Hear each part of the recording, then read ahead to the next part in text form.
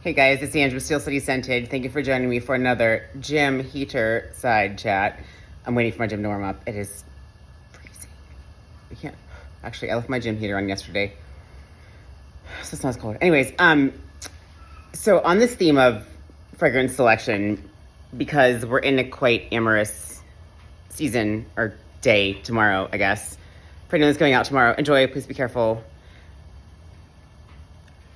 This has been covered 1,000 times by different people about the fragrances for date selection. So I will add my 2 cents. Keep in mind, this is my opinion, my observations. It's not meant to change anyone's mind. I'm just kick it. So a couple of choices about making fragrance selections for dates. So I feel like when I was younger, I used to just throw on whatever the hell I wanted and go, right?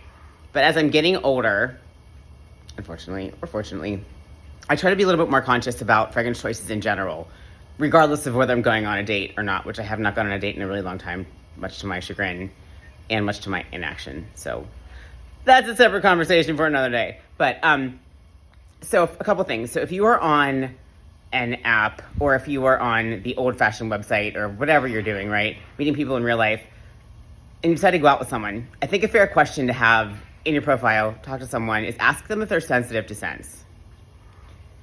That we kind of talked about yesterday. If someone's prone to migraine, nausea, any issues, even like skin issues, dermatitis, rosacea, from contact dermatitis, from fragrances, fragrance oils, you might cause them an issue that you don't know. You might not want to. So you meet someone or some people that you're hanging out with and chilling, and then you give them migraine, contact dermatitis. That they could want to meet you again, because you're probably awesome, but you might not be able to wear that fragrance again. So I would just check, honestly, with them in your conversations or on your profile, like, hey, yo, please let me know if you have any fragrance allergies or any allergies in general. Like, that's just kindness, I think, in general. Secondly, think of, like I mentioned yesterday, person, place, time, event, and probably like the cadence of which you're meeting someone as well, right? So if I'm going out with someone the first time, I'm not going to wear Beaufort, Rake and Ruin. I'm not going to wear Print Homa. Not going to happen. Although I did wear Picture of Fragrance, Suriname Vert. One spray to what I thought was a Rainbow Mafia friendly establishment with a lady, like, a year ago? And it turned out to be a little more upscale than I thought. And I got asked to leave, but that was a saving grace, so thank you, deal. Anyways, so if you are going out with someone, meeting them the first time, cool. Hopefully you've already had the conversation about fragrance sensitivities. And keep in mind, the fragrance sensitivities also includes, like, laundry, detergent, and those little shaky things people put in their laundry detergent also. Any, like, room spray you have, if you have a car air freshener, car incense, whatever. Or even home incense, right? I'm sorry, the lighting's killing me. Anyways, back to cadence of dates, right? Or person, place, things. So, like, where are you going? What are you doing? Those just kind of help you make decisions. And again, if you have a larger collection or multiple fragrances from which to choose, it doesn't have to be like this painstaking process, right? But I wouldn't wear, like, I don't know, hypothetically, like pink sugar to the opera, right? Or to ballet or to theater. You can if you want to, like, wear whatever you want, but it might not be the most culturally appropriate, like, especially as you age, right? You have to be just a little bit more aware, in my opinion, of what you're wearing for certain types of people anyway.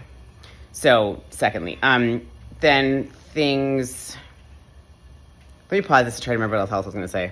Oh, right. So I'm assuming that you're meeting someone, they're awesome, you're awesome, you guys align on a lot of things, everything goes great.